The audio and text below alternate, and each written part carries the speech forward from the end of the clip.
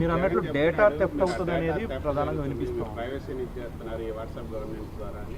నేను ఛాలెంజ్ చేస్తున్నాను, వైకాపా నాయకులు నేను ఛాలెంజ్ చేస్తున్నాను.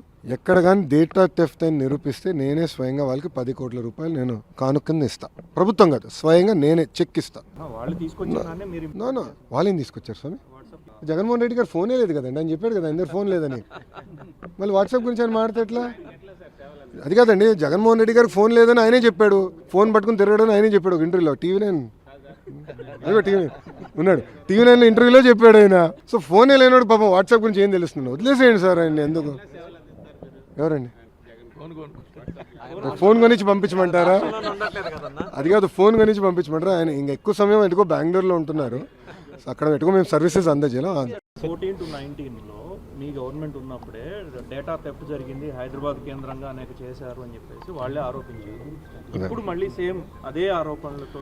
అవునండి, మళ్ళీ అధికారంలో ఉన్న 5 సంవత్సరాలు ఎందుకు నిరూపించలేకపోయారు? అధికారంలో వాళ్ళు ఉండే పనికిమాల కేసులను పెట్టారు. చంద్రబాబు నాయుడు గారిని 53 రోజులు జ్యుడిషియల్ రిమాండ్కి దొంగ కేసు మీద పంపించారు. మళ్ళీ డేటా థెఫ్ట్గా ఆనాడు నేను ఐటీ శాఖ మంత్రిగా చేస్తుంటే నిరూపించి ఉండాలి కదా, ఊరుకున్నారా? తప్పు చేయని వ్యక్తిని తీసుకెళ్లి జైల్లో పెట్టారు. పొరపాటున నేను తప్పు చేసి ఉంటే ఎక్కడుండేవాడు? నేను ఎందుకు తప్పు చేయాలి? నాకు అవసరం ఏముందండి? నాకు ప్రజల డేటా నాకు ఎందుకు అవసరం అండి? మాకు కావాల్సింది ఓటర్ లిస్టు, అది పబ్లిక్ డాక్యుమెంట్.